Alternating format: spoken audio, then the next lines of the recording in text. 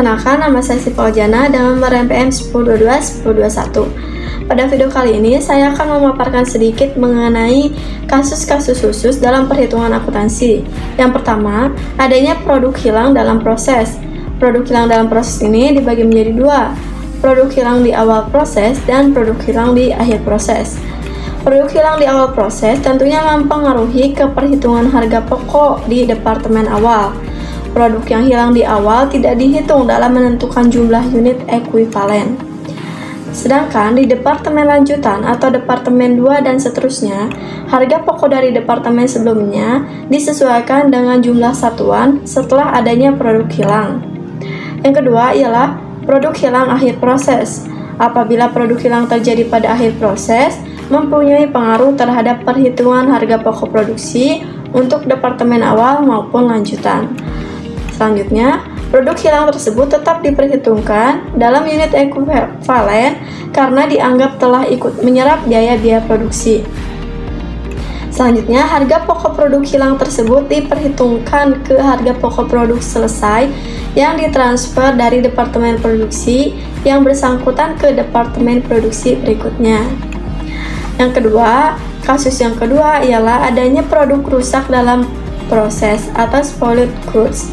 Produk rusak adalah produk yang umumnya atau mutunya tidak sesuai dengan standar mutu yang telah ditentukan dan tidak dapat diperbaiki lagi.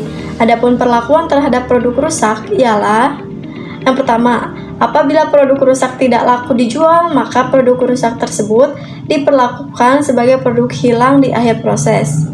Yang kedua, apabila produk rusak mempunyai harga jual, maka perlakuan terhadap produk rusak tersebut ialah yang pertama, nilai jual produk rusak dicatat untuk mengurangi biaya-biaya produk pada departemen tempat terjadinya produk rusak tersebut. Dasar pembagian kepada masing-masing jenis biaya produksi adalah pembandingan unit ekuivalen pada produk rusak tersebut tetap diperhitungkan. Selanjutnya, kerugian atas produk rusak atau selisih harga pokok dengan harga jual dicatat sebagai biaya overhead yang sesungguhnya di departemen tempat terjadinya produk rusak. Pencatatan ini dipakai apabila biaya overhead pabrik dibebankan ke produk atas dasar tarif yang ditentukan di muka. Selanjutnya, nilai jual produk rusak dicatat sebagai pendapatan di luar usaha. Produk rusak tetap diperhitungkan dalam unit ekuivalen. Yang ketiga ialah adanya produk cacat dalam proses atau defective goods. Produk cacat yaitu produk yang kondisinya rusak atau tidak memenuhi ukuran mutu yang sudah ditentukan, tetapi masih dapat diperbaiki secara ekonomis menjadi produk yang baik kembali. Dalam arti biaya perbaikannya lebih rendah dibandingkan kenaikan nilai yang diperoleh dengan adanya perbaikan. Perlakuan produk cacat tergantung penyebab timbulnya produk cacat, yaitu produk cacat bersifat normal. Semua biaya perbaikan diperlakukan sebagai elemen biaya produksi dan digabungkan dengan elemen biaya produksi yang ada pada departemen tersebut. Yang kedua, produk cacat karena kesalahan. Perlakuan biaya perbaikan tidak boleh dikapitalisasi ke dalam biaya produksi, akan tetapi harus diperlakukan sebagai elemen rugi produk cacat. Selanjutnya, akan dilanjutkan oleh teman saya yaitu Dede Rismanto. Assalamualaikum warahmatullahi wabarakatuh. Perkenalkan, nama saya Dede Rismanto B dengan nomor NPM 10221064. Saya akan melanjutkan materi adanya tambahan bahan setelah departemen awal. Meskipun pada umumnya bahan baku dipakai pada departemen awal, tetapi ada kalanya bahan baku ditambahkan di departemen lanjutan, departemen 2 dan seterusnya. Adapun pencatatan tambahan bahan baku tersebut di departemen lanjutan adalah sebagai berikut. Yang pertama, apabila tambahan bahan baku tersebut tidak menambah unit produk, maka tambahan bahan baku itu hanya dicatat menambah biaya produk tanpa mempengaruhi perhitungan unit ekuivalen departemen bersangkutan. Kemudian yang kedua, apabila tambahan bahan baku tersebut mengakibatkan bertambahnya unit produk di departemen yang bersangkutan, maka akan mengakibatkan diadakannya penyesuaian terhadap harga pokok produksi persatuan dari departemen sebelumnya. Yang kedua, adanya bahan sisa proses produksi atau scrap material. adalah bahan baku yang merupakan sisa proses produksi yang tidak dapat dimasukkan lagi ke dalam produksi untuk tujuan yang sama, tetapi mungkin dapat digunakan untuk proses produksi yang berbeda atau dijual kembali dalam suatu jumlah tertentu. Bahan sisa nilai jumlahnya lebih kecil dibandingkan produk utama. Yang ketiga, adanya bahan buangan waste material adalah bagian dari bahan mentah yang tertinggal sesudah proses produksi dan tidak mempunyai kegunaan untuk dipakai atau dijual kembali. Nah, biaya dalam mengatur bahan buangan biasanya dibebankan pada kontrol overhead pabrik. Sekian dari saya. Wassalamualaikum warahmatullahi wabarakatuh. Selanjutnya akan dilanjutkan oleh anggota kelompok yang selanjutnya, Ari Kartikasari. Saya persilahkan.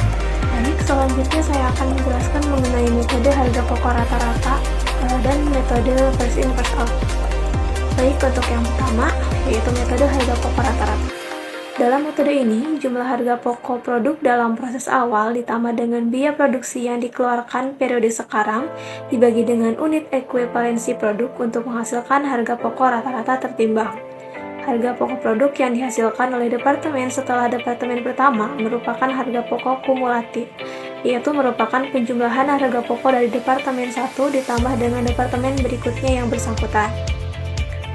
Selanjutnya, untuk proses pemberlakuan metode rata-rata, yaitu yang pertama di departemen pertama, menghitung total biaya untuk masing-masing jenis biaya produksi, seperti biaya bahan baku, biaya tenaga kerja, dan biaya overhead pabrik, dengan cara biaya yang melekat pada persediaan barang dalam proses awal ditambah biaya-biaya periode berjalan. Selanjutnya, menghitung unit ekuivalen produksi yang dihasilkan dalam periode yang bersangkutan, yaitu barang jadi yang ditransfer ke departemen berikutnya ditambah barang dalam proses akhir menurut unit ekuivalen. Dalam harga pokok rata-rata kemudian dihitung berdasarkan total biaya dibagi jumlah unit ekuivalen. Selanjutnya di departemen lanjutan, yaitu yang pertama menghitung harga pokok rata-rata yang berasal dari departemen sebelumnya. Harga pokok tersebut terdiri dari harga pokok persediaan awal dan harga pokok yang diterima pada periode bersangkutan. Selanjutnya, menghitung harga pokok rata-rata persatuan yang ditambahkan dalam departemen yang bersangkutan. Dan terakhir, menghitung harga pokok rata-rata persatuan di departemen yang bersangkutan dengan cara harga pokok rata-rata di departemen yang terdahulu ditambah dengan harga pokok rata-rata di departemen yang bersangkutan.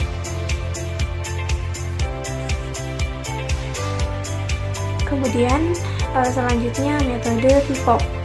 Dalam metode ini menganggap produksi periode sekarang pertama kali digunakan untuk menyelesaikan produk yang pada awal periode masih dalam proses. Baru kemudian sisanya digunakan untuk mengolah produk yang dimasukkan ke dalam periode sekarang. Oleh karena itu, dalam perhitungan unit ekuivalensi, tingkat penyelesaian persediaan produk dalam proses awal harus diperhitungkan. Dalam departemen setelah departemen 1, produk telah membawa harga pokok dari periode sebelumnya dan digunakan pertama kali untuk menentukan harga pokok produk yang ditransfer ke departemen berikutnya atau ke gudang. Untuk proses pemberlakuan metode FIFO, yang pertama, proses produksi dianggap untuk menyelesaikan produk dalam proses awal menjadi produk selesai. Selanjutnya, setiap elemen harga pokok produk dalam proses awal tidak digabungkan dengan elemen biaya yang terjadi dalam periode bersangkutan. Yang ketiga, harga pokok produk dalam proses awal periode tidak perlu dipecah kembali menurut elemennya ke setiap elemen biaya. Yang keempat, produksi ekuivalen sama dengan produksi dalam proses awal dikali tingkat penyelesaian yang dibutuhkan ditambah produksi current ditambah produksi dalam proses akhir dikali tingkat penyelesaian yang sudah dinikmati. Untuk besarnya harga pokok satuan setiap elemen biaya dihitung sebesar elemen yang terjadi pada periode yang bersangkutan dibagi jumlah produksi ekuivalen dari elemen biaya yang bersangkutan. Kesimpulannya, dari pembahasan yang tadi telah disampaikan dapat disimpulkan bahwa metode harga pokok proses merupakan metode pengumpulan biaya produksi yang digunakan oleh perusahaan yang mengolah produk secara massal. Dalam metode ini, biaya produksi dikumpulkan untuk setiap proses selama jangka waktu tertentu, dan biaya produksi persatuan dihitung dengan cara membagi total biaya produksi dalam periode tertentu dengan jumlah satuan produk yang dihasilkan dari proses tersebut selama jangka waktu yang bersangkutan. Apabila pada awal periode terdapat persediaan awal barang dalam proses, maka timbul masalah untuk menentukan harga pokok barang jadi. Hal ini timbul karena persediaan barang dalam proses tersebut telah mempunyai harga pokok yang berasal dari periode sebelumnya. Dan ada dua metode dalam penyelesaiannya, yaitu melalui metode rata-rata tertimbang dan metode first in first out atau FIFO. Baik, cukup sekian penjelasan dari kelompok kami. Terima kasih banyak. Mohon maaf apabila ada kesalahan. Saya pamit undur diri. Wassalamualaikum warahmatullahi wabarakatuh.